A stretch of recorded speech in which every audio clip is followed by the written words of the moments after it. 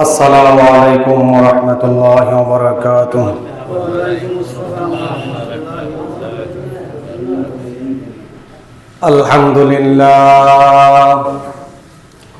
الحمد لله نحمده ونستعينه ونستغفره ونؤمن به ونتوكل عليه ونعوذ بالله من شرور أنفسنا ومن سيئات أعمالنا من يهده الله فلا مضل له ومن يضلل فلا تجد له وليا مرشدا ونشهد أن لا إله إلا الله وحده لا شريك له ونشهد أن سيدنا ومولانا محمدا عبده ورسوله الذي أرسله بالحق بشيرا ونذيرا وداعيا إلى الله بإذنه وسراجا وقمرا منيرا أما بعد فقد قال الله تعالى في كلامه المجيد والفرقانه الحميد أعوذ بالله من الشيطان الرجيم بسم الله الرحمن الرحيم شهر رمضان الذي أنزل فيه القرآن هدى للناس وبينات من الهدى والفرقان فمن شهد منكم الشهر فليصم وقال صاحب القرآن صلى الله عليه وسلم الصيام جنة يستجن بها العبد من النار أو كما قال عليه الصلاة والسلام سبحانك لا علم لنا إلا ما علمتنا إنك أنت العليم الحكيم صدق الله مولانا العظيم وصدق رسوله النبي الأمي الكريم ونحن على ذلك لمن الشاهدين والشاكرين والحمد لله رب العالمين إن الله وملائكته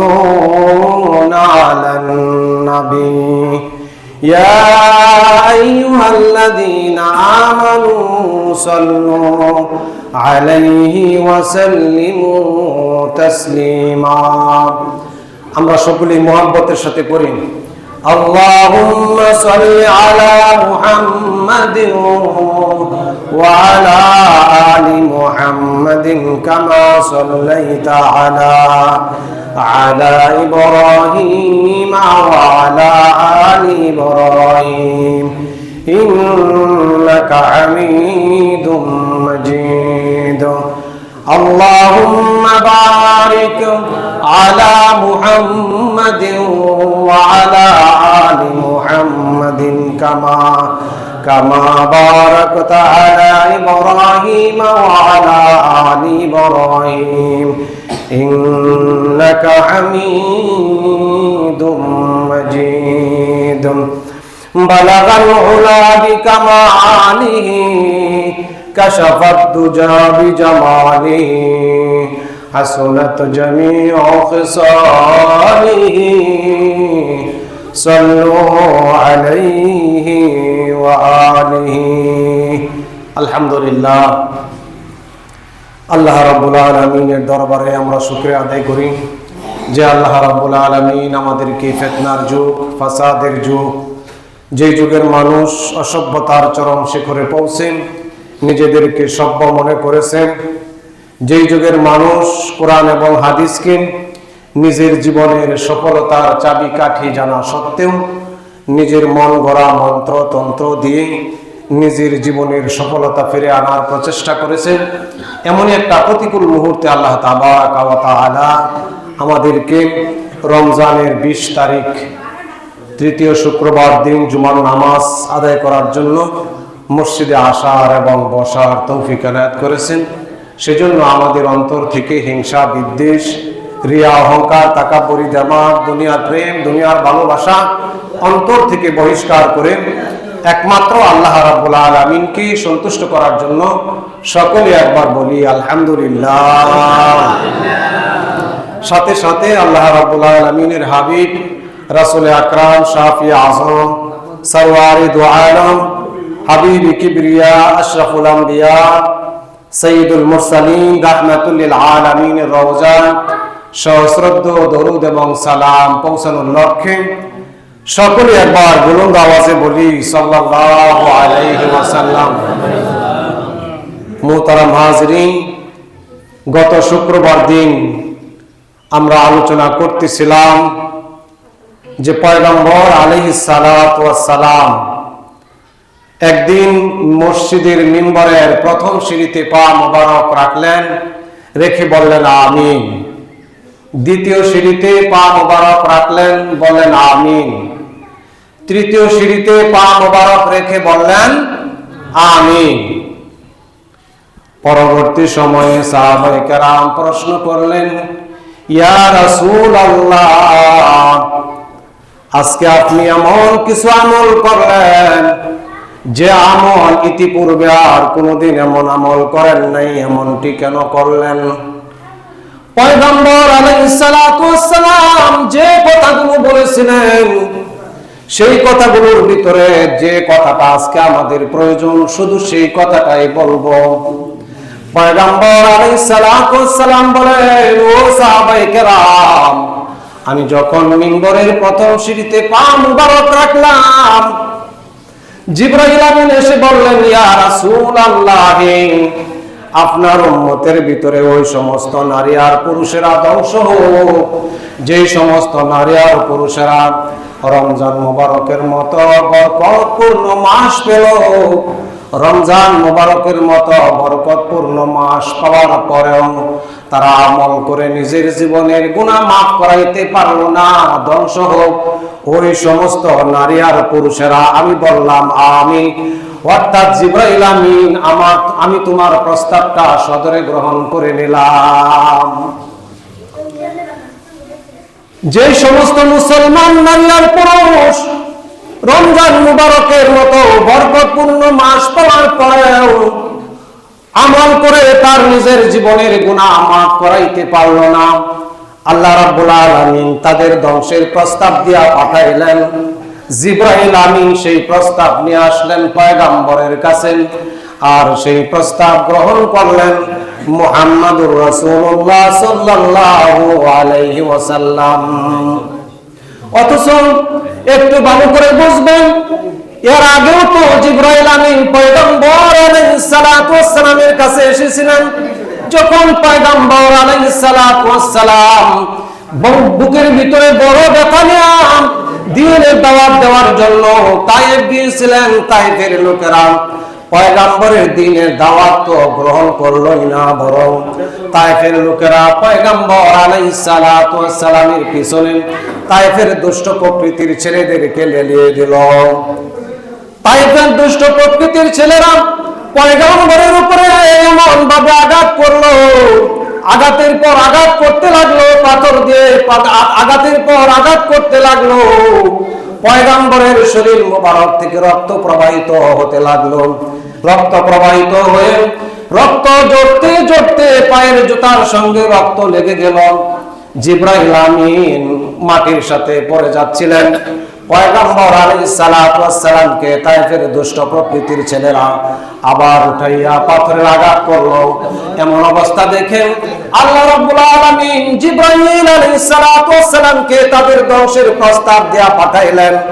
এসে জিবরাইল এসে বললেন, ইয়া রাসূলুল্লাহ, আপনার উপরে এমন অত্যাচার, এমন নির্যাতন আল্লাহ রাব্বুল আলামিন সহ্য করতে চায় না।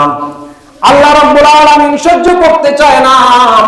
আপনি যদি অনুমতি দেন তাহলে এই মুহূর্তে তায়েফের দুই দিকের পাহাড়কে চাপা দিয়া তাদেরকে এখনই তাদের জীবন শেষ করে দেব।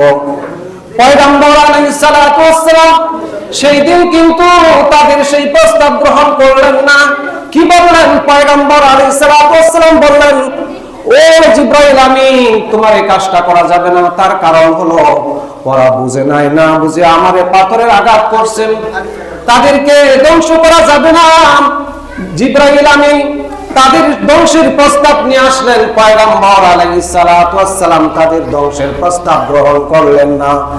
অথচ আজকে ওই সমস্ত মুসলমানদের ধ্বংসের প্রস্তাব নিয়ে আসলেন যে সমস্ত মুসলমান রমজান মুবারক পাওয়ার পরেও আমল করে তাদের জীবনের গুনাহ মাফ করাইতে পারলো না। জিবরাইল আমিন তাদের প্রস্তাব সদরে গ্রহণ করে নিলেন। তাহলে কি বোঝা গেল? যারা পয়গম্বরের শরীরের উপরে আঘাত করেন, পয়গম্বরের শরীরকে রক্তাক্ত করে দিলেন, তাদের চাইতে বড় অপরাধী হলো তারা যারা রমজান মুবারক পাওয়ার পরেও আমল করে তাদের জীবনের গুনাহ মাফ করাইতে পারলো না। তারাই হলো সবচাইতে বড় অপরাধী। ঠিক কিনা বলুন? তারাই হলো সবচাইতে বড় অপরাধী। ওরা তো পয়গম্বরের শরীরের উপরে আঘাত করে রক্ত প্রবাহিত করলো, পয়গম্বর তাদেরকে মাফ করে দিলেন, ক্ষমা করে দিলেন। কিন্তু যারা রমজান মুবারক পাওয়ার পরেও রমজানের ভিতরে আমল করে তার নিজের জীবনের গুনাহকে মাফ করাইতে পারলো না, জিবরাইল আমিন তাদেরকে মাফ করতে রাজি না। ওরা পয়গম্বরের শরীরের উপর আঘাত করছে, আঘাত করার পর তাদের দেহকে রক্তাক্ত, পয়গম্বরের দেহকে রক্তাক্ত করে দিল। পয়গম্বর তাদেরকে ক্ষমা করে দিলেন। পয়গম্বর কি করলেন? তাদেরকে ক্ষমা করে দিলেন। অথচ যারা রমজান পাওয়ার পর আমল করে নিজের জীবনের গুনাহ মাফ করাইতে পারলো না, পয়গম্বর আলাইহিস সালাতু ওয়াস সালাম তাদেরকে ক্ষমা করতে রাজি না। এজন্যই কোন মুসলমান রমজানের রোজা নষ্ট করবে এটা তো কল্পনা করা যায় না। ঠিক কিনা বলুন? কোন মুসলমান রমজানের রোজা নষ্ট করবে এটা তো কল্পনাই করা যায় না। আগেই তো আমি আপনাদেরকে হাদিস শুনিয়েছি, এই রমজান মুবারক শুরু হওয়ার সঙ্গে সঙ্গে আল্লাহ রাব্বুল আলামিন জাহান্নামের দরজাকে বন্ধ করে দিলেন। এই রমজানের চাঁদ আকাশে উদিত হওয়ার সঙ্গে সঙ্গে আল্লাহ রাব্বুল আলামিন জাহান্নামের দরজাকে বন্ধ করে দিলেন। এই রমজানের সম্মানার্থে জাহান্নামের দরজাকে বন্ধ করে দিতে পারলেন। কিন্তু দুঃখের সাথে বলতে হয়, আমার দেশের কিছু কিছু মুসলমানেরা এই রমজানের সম্মানার্থে নিজের ঘরের টিভিটা পর্যন্ত বন্ধ করতে পারে না। ঠিক কিনা বলুন? মুসলমান কি আশ্চর্য কথা! আমার আপনার মালিক আল্লাহ রাব্বুল আলামিন সেই রমজানের সম্মানার্থে, রমজানের ইজ্জত রক্ষার্থে জাহান্নামের দরজা বন্ধ করে দিতে পারলো। অথচ আমরা মুসলমান হওয়ার পরেও আমার ঘরের টিভির দরজা বন্ধ করতে পারি না।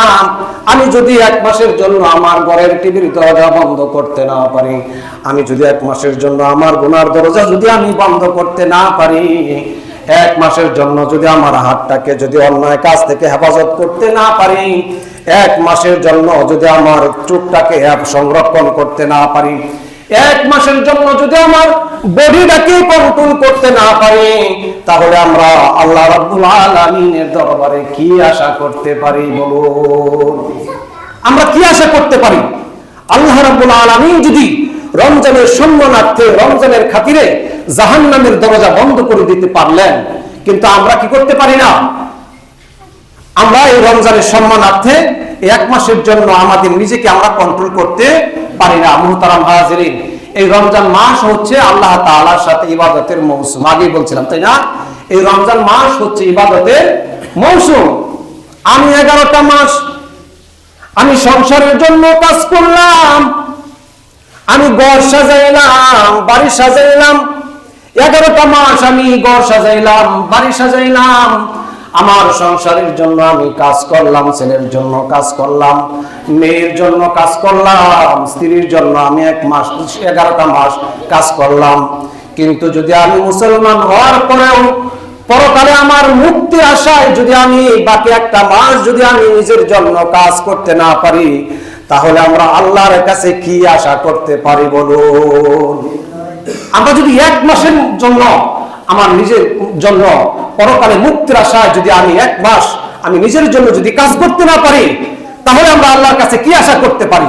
মুহতারাম হাজিরিন, এই রমজান মুবারক এটা এমন একটা ফজিলতপূর্ণ মাস।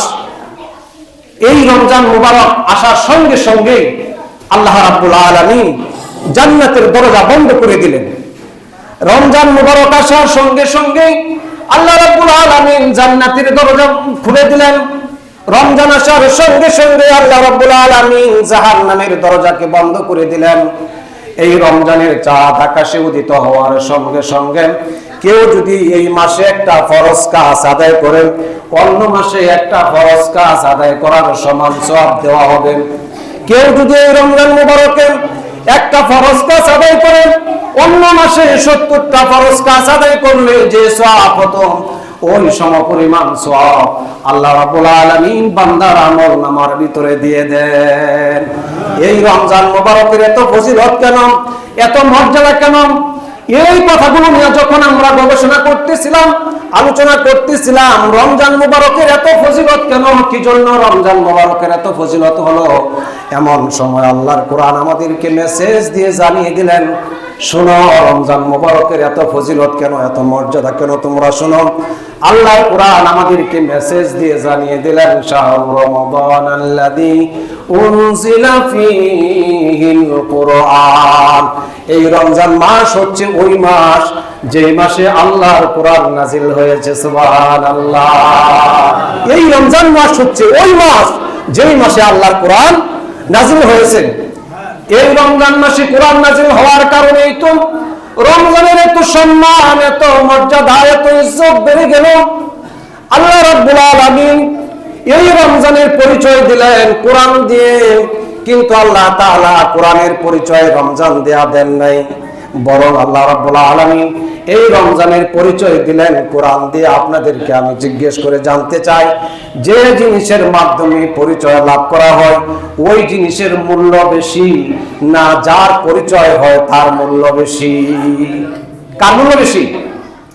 যার মাধ্যমে পরিচয় হয় তার মূল্য বেশি না যার পরিচয় হয় তার মূল্য বেশি? বলুন তো। যার মাধ্যমে পরিচয় হয় তার মূল্য বেশি।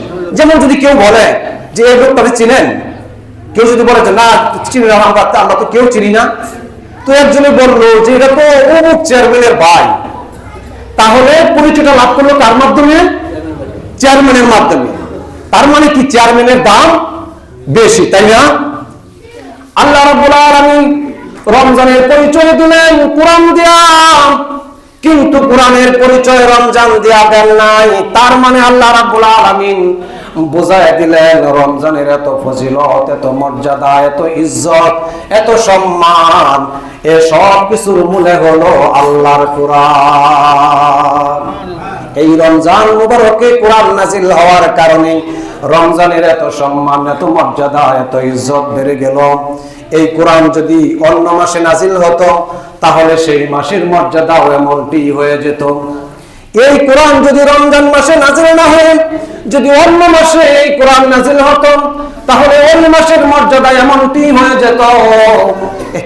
এই রমজান মুবারকে কোরআন নাজিল হওয়ার কারণে আল্লাহ রাব্বুল আলামিন রমজানের এত সম্মান, এত মর্যাদা বাড়িয়ে দিলেন।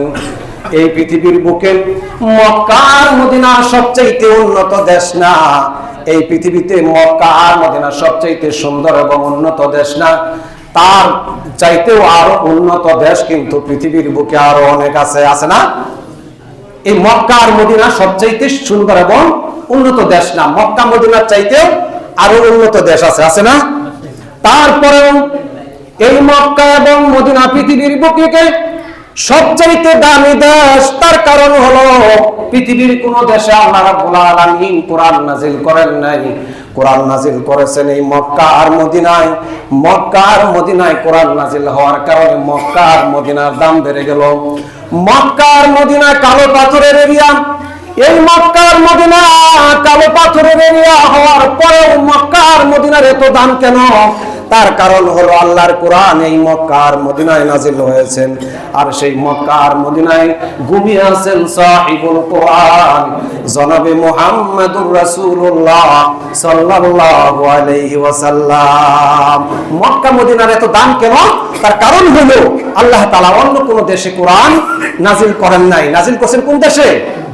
মক্কা আর মদিনায়। তাছাড়া সেই মক্কা আর মদিনায় ঘুমিয়ে আছেন আমাদের নবী মুহাম্মদুর রাসূলুল্লাহ সাল্লাল্লাহু আলাইহি ওয়াসাল্লাম। এই দুই কারণে মক্কা আর মদিনার দাম এত বেশি। মুহতারাম হাজিরিন, এই পৃথিবীর বুকে সমস্ত নবীদের যত উম্মত আছে তার উম্মতের ভিতরে ওই সমস্ত নবীদের উম্মতের ভিতরে উম্মতে মুহাম্মদের এত মর্যাদা কেন? আমাদের মর্যাদা এত কেন? তার কারণ হলো কোন কোন উম্মতের সংবিধান হলো তাওরাত, কোন কোন উম্মতের সংবিধান হলো জাবুর, কোন কোন উম্মতের সংবিধান হলো ইনজিল, কোন কোন উম্মতের সংবিধান হলো সহিফা। কিন্তু আমাদের সংবিধান হলো আল্লাহর কোরআন। আল্লাহু আকবার বলেন। আমাদের সংবিধান হচ্ছে কি? কোরআন। এই কোরআন আমাদের সংবিধান হওয়ার কারণে আমাদের মর্যাদা এত বেড়ে গেল। কেমন মর্যাদা বাড়লো? কিতাবের ভিতরে আসছে কিয়ামতের দিন উম্মতে মুহাম্মদী জান্নাতের ভিতরে প্রবেশ করার আগ পর্যন্ত অন্য কোন নবীরা পর্যন্ত জান্নাতে প্রবেশের অনুমতি পাবে না। সুবহানাল্লাহ। এই উম্মতে মুহাম্মদীর এত দাম কি জন্য? এই উম্মতে মুহাম্মদীর সংবিধান হচ্ছে কি? সংবিধান কি? আল কোরআন। কি দাম? যে কিয়ামতের দিন অন্য নবী মানে উম্মতে মুহাম্মদী জান্নাতের ভিতরে প্রবেশ করার আগ পর্যন্ত অন্য কোন নবীরা কি করতে পারবে না? জান্নাতের ভিতরে প্রবেশ করতে পারবে না। মুহতারাম হাজিরিন, এই রমজান মুবারকের এত দাম, এত বরকতপূর্ণ একটা মাস। সারা জীবন সারা মাস অন্যায় করার পর, গুনাহ করার পরে মানুষের অন্তরের ভিতরে কালিমা লেগে যায়, মানুষের অন্তরের ভিতরে একটা ময়লা লেগে যায়। আল্লাহ রাব্বুল আলামিন এই রমজান মুবারকের একটা ব্যবস্থা করে দিয়েছেন।